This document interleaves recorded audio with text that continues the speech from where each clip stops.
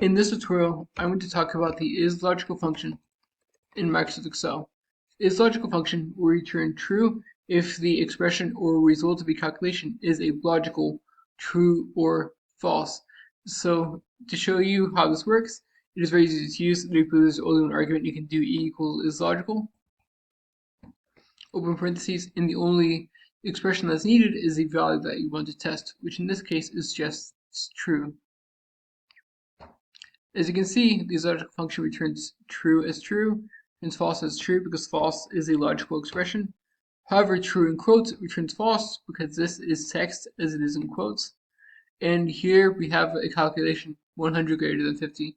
Because 100 is greater than 50, that returns true. Its logical function returns true. The operator returns false because it's not logical, and numeric values also return false because they are not logical. This is a great function that you can use if you're trying to troubleshoot a formula when y is not working, or if you want to have something occur if there's just a true or false as a result of a calculation or expression.